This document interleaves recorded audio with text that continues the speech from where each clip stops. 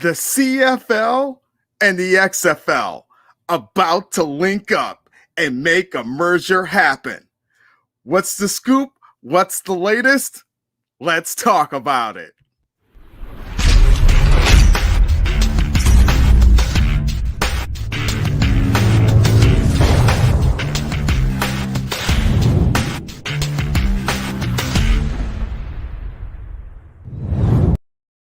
What is going on, ladies and gentlemen? Thank you so much for joining me here on the podcast for XFL Talk. It has been a long time since I did one of these, but it is March 16th, 2021. Thank you guys so much. And yeah, we got this big news, big scoop right here for you. Make sure if you like what you'll hear here and see, make sure you subscribe to my YouTube channel here at Desmond Dukes. Turn on that bell for all notifications and smash that like button.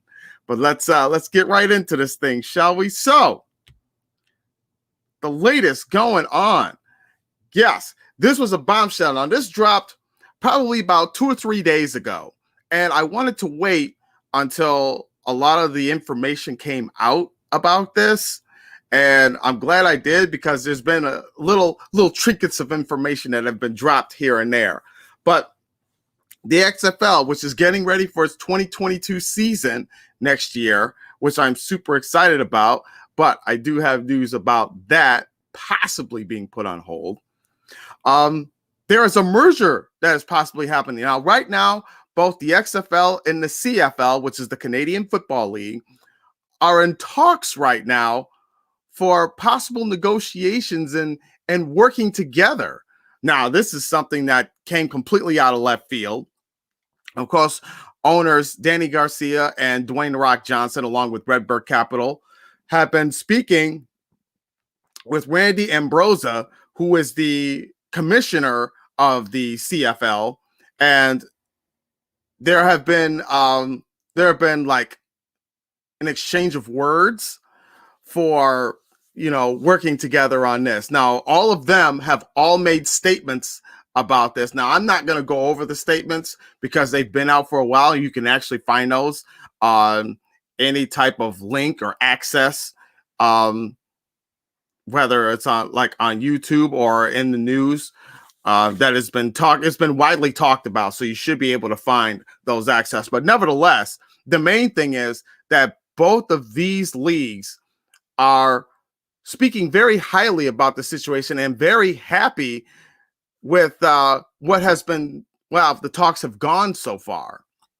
And they're equally as excited and looking forward to things happening. Now, this does raise quite a few questions.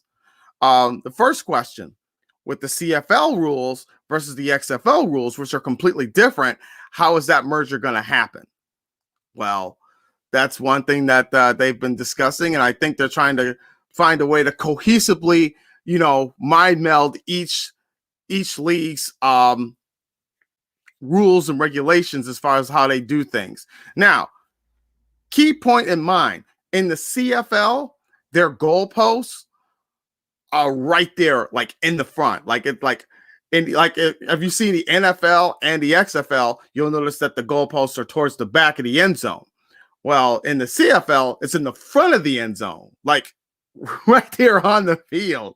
So it's really weird. I remember the first couple times I've watched them, it's been really weird watching it that way. And it's I worry about running into the post, which I'm sure has happened a number of times. But it's just one of those things that happens. And, the CFL has been around for about 100 years, so as long as the NFL, just not as widely popular here in the States. Now, the CFL has been they've been under a lot of stress, considering that their financial situation is pretty much abysmal right now. And I think they're looking at this merger as a possible way to not only gain more fans, but just help keep the league and the players going, keep everything alive and well and healthy. Now, the CFL is looking to do their 2021 season. They can't afford to not take a season, so they may end up having limited fans. In some arenas, they may not have any fans.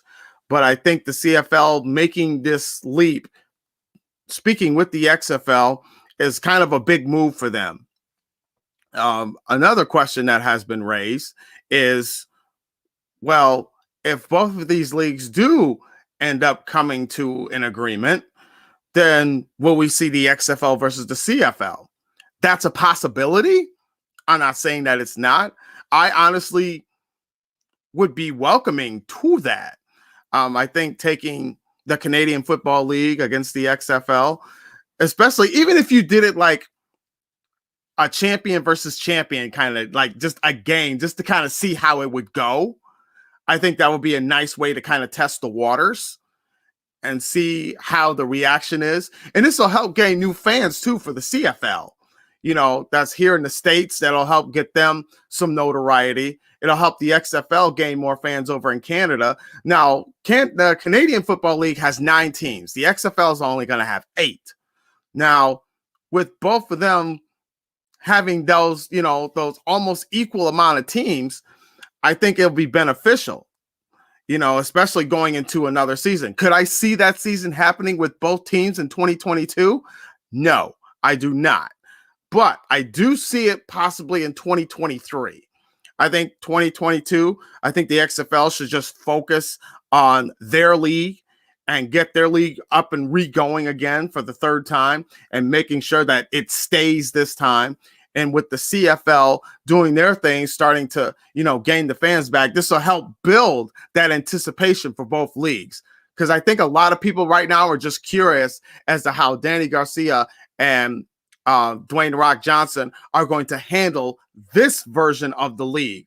Now, we do know that a lot of the rules and regulations that's in the XFL will continue to be there. Now, they'll probably make some tweaks here and there, but nevertheless, I mean, the XFL and the CFL really do about the same numbers as far as attendance goes.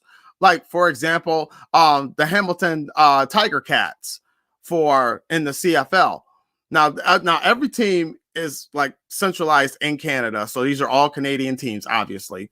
But they have a stadium, which is the Tim Hortons Field Stadium, and that holds 24,000 people. Now, a lot of these are like, kind of like, they may be like soccer stadiums or something like that. I'm not quite for sure because I actually, like I said, I've only seen a couple of games of the CFL. I'm actually going to do kind of a deep dive into learning more about the CFL so I can kind of see my better thoughts on how their league will be compared to the XFL, which had like great production value on its second go round, great field of play. It wasn't always the greatest, but the NFL even had issues with some of that. I mean, every league is going to have some situations like that. But nevertheless, the XFL looks like it's going to be really tying things in with the CFL. And the CFL is really trying to get their season going so they can start rebuilding those fans back in again. And hopefully, with the whole pandemic thing starting to slowly die down, they're hoping that the 2022, possible 2023 season of bringing these teams together will be the focus. So my thoughts on this situation, again, I welcome it. I think it's a fantastic thing. It gets more people wanting to check out the Canadian Football League. It gets more people up in Canada to check out the XFL. Here in the States, our set of rules are going to be, I think the set of rules thing is probably going to be the most challenging. The CFL knows it's going to have to make some changes because a lot of their rules haven't changed in their entire 100-year span. It all kind of just stayed the same. But with the rules that the XFL has, they can really work those things in. Anyway, back to what I was saying about the stadium attendance. Again, it's all roughly about the same. And then let me scroll down here. Now, if you look at the Edmonton football team, they have the brick field at Commonwealth Stadium, and that one holds 56,000 people, a little over 56,000 people, like 56.3. So that is a huge number of fans in attendance, especially if you can get, fans from the United States to come over to Canada and watch the XFL play. Now, the main thing involving with that is you're going to have both these teams coming in and out of each country, and getting through those borders can sometimes be a bit of a challenge.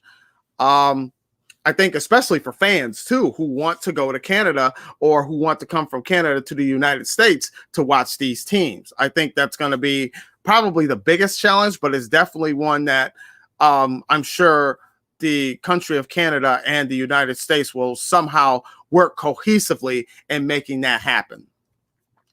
Do I feel this could be a very well working relationship? Absolutely. Absolutely, I could see this working. Again, I think it just really comes down to, somebody's going to have to play superiority here.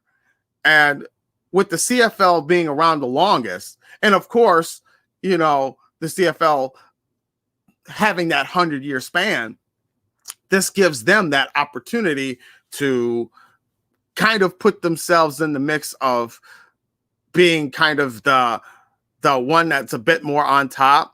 However, the XFL on its third go round, that's why I think they should hold off on doing anything until 2023, because this gives the XFL time to, now it gives us a chance to kind of see how Danny and The Rock will do coming up into this season. But that's where the problem lies right now, is that the XFL season has been put on hold due to these talks. Now, that I don't agree with. I think they can still, do a cooperation and really work things in as they're getting prepared for the 2022 season. The XFL cannot afford to not have their season start in 2022. They just can't. They have to have this thing launched. It's been a while. Right now, they've been gaining a lot of traction, a lot of steam.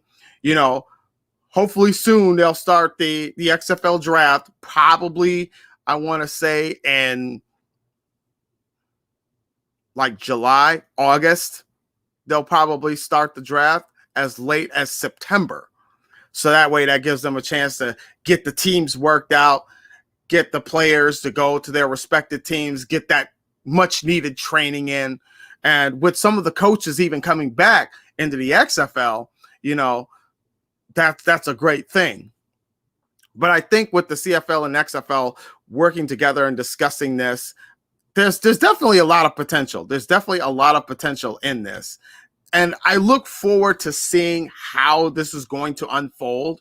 I'm sure there's going to be many more news bits and pieces that will be flowing through the news media about it once more and more begins to happen. But nevertheless, the main thing with the XFL and the CFL merging together, I think this is a great thing. This is a great thing for the fans, the players, the leagues themselves. It's all a matter of just finding that cohesive teamwork that could make this a reality. You guys let me know what you think about that and what your thoughts are on this merger. Anyway, that's pretty much all I have as far as this goes. Thank you guys so much for joining me here. This was kind of a short video, kind of outlining my thoughts on what I think about the CFL and the XFL merger. But the XFL does need to have their season go. They can't afford to not have a 2022 season. People who are fans like myself of the XFL have been waiting now for 2 years for this. And we need to at least make it through an entire season and not just half a season. So I think that'll really prove. And then, with them still trying to build up sponsorships and things like that, there's still a whole lot of work to be done with the XFL. And with them having these talks with the CFL, I think that's just one more tidbit that will work out in their favor. But they have to have that season happen.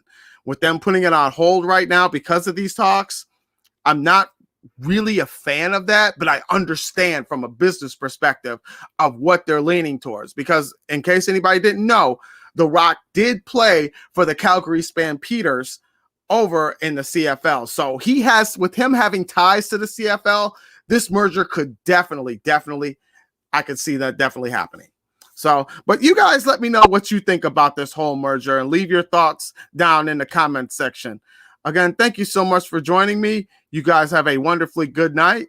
We'll talk to you and see you.